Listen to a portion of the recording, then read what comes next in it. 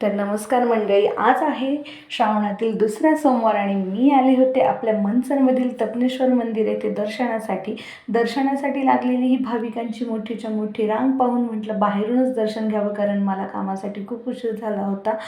तर शेवटी मनातला भाव महत्त्वाचा म्हणून मी सर्वात पहिलं नंदीचं दर्शन घेतलं आणि त्याच्या बाजूलाच एक त्रिशूळ होता, त्रिशूळाचंही दर्शन घेतलं. मंदिराच्या गाभाऱ्यात अतिशय सुंदर असं फुलांचं डेकोरेशन केलं होतं, ते पाहून मन अगदी प्रसन्न झालं.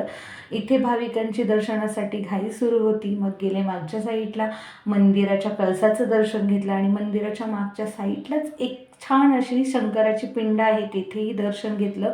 मंदिराच्या बाजूलाच एक विठ्ठल रुक्मिणीचं मंदिर देखील आहे, तिथेही दर्शन घेतलं. तुळशीचं दर्शन घेतलं आणि मंदिराच्या बाहेरच्या साईडला एक पिंड आहे, तिथे लोकांचा अभिषेक चालू होता आणि इथे महाप्रसाद बनवण्याची गडबड सुरू होती. सर्व लोक इथे मनापासून महाप्रसाद बनवत होते आणि मंदिराच्या बाहेरच्या साईडलाच महाप्रसाद वाटण्याचंही नियोजन केलेलं होतं. आणि त्यानंतर मंदिराच्या बाजूला लहान मुलांचे फुगे आणि खेळण्यांची भरपूर सारी दुकानं आली होती. तर नंतर निघाले कामावर.